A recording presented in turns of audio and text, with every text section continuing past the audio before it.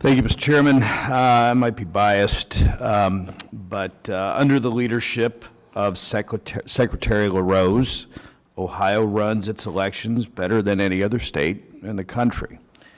Our state's comprehensive approach prevents fraud, minimizes costs, and upholds the legitimacy of our elections. By embracing new technologies, rigorous oversight, and common sense policies, Ohio, in fact, has set itself apart. For example, in our state, we have implemented basic requirements to prove you are a U.S. citizen, a resident of the state, of legal voting age, and more. We have shown we can have transparent and trustworthy elections and deliver those results quickly. I think our process, honestly, can be the model nationwide. And I invite my colleagues on both sides of the aisle to embrace our approach in the Buckeye State. Well, I could go on and on about Ohio, and if you come to my office, I probably will. I want to highlight some of the winning policies, and I'm going to go to you quickly, Mr. Gray. And you've championed the Wyoming voter ID requirement, as highlighted before. I ask you, and I understand your legislative process is a lot different, what were some of the hurdles that you faced while you were trying to implement that law? And say it rather quickly, because I got a bunch of questions.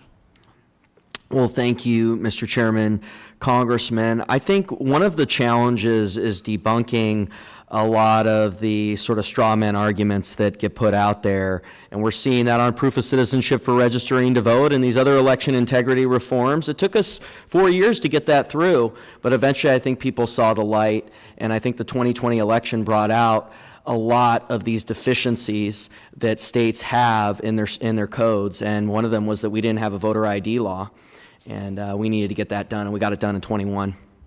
And your legislative process, was it meet once every 2 years, or how's it work in Wyoming?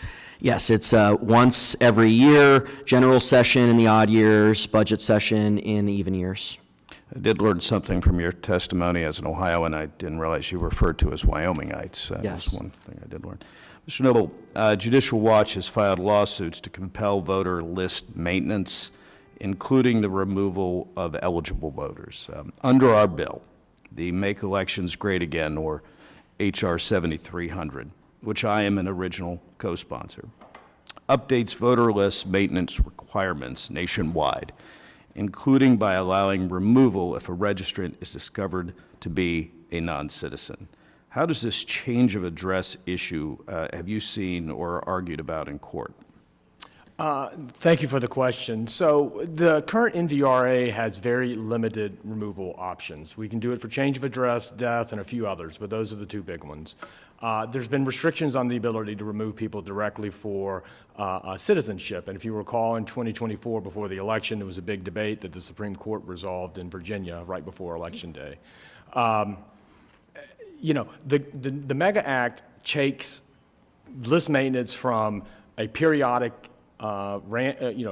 reasonable effort requirement to a more specific requirement. And it's frankly not all that different than what the Congress did in response to the Uwakava Act in 2009. If you recall, 2008, military votes needed to go out within a reasonable time, and there were a lot of problems that happened in the 2008 election. And then in 2009, in response to those problems, Congress set a hard deadline for Uwakava ballots to go out in the MOVE Act. And so with this amendment that is being proposed for the MEGA Act, make those changes. And I have more questions, but bottom line, it is beneficial to have a uniform baseline standard for voter list maintenance requirements. I'd like to point out a couple things, because with all the pomp and circumstance and all of the things my dear colleagues have said, I went ahead and I do read the New York Times. Some on our side do. I just wanted to read a quote from there. So as as legislators discuss, Article 1, Section 4, this is coming from New York Times, so it's, pretty factual according to my colleagues.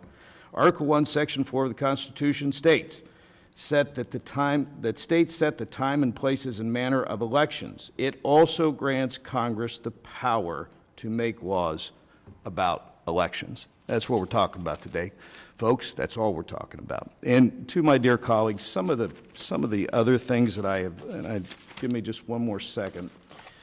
Some of the letters that have been put in for the record against this legislation, all I ask, the old phrase, judge them not by their words, but by their deeds. Look at the fundings of a lot of the groups that are saying to not support this legislation. So with that, happy to be an original co-sponsor, and Mr. Chairman, I yield back.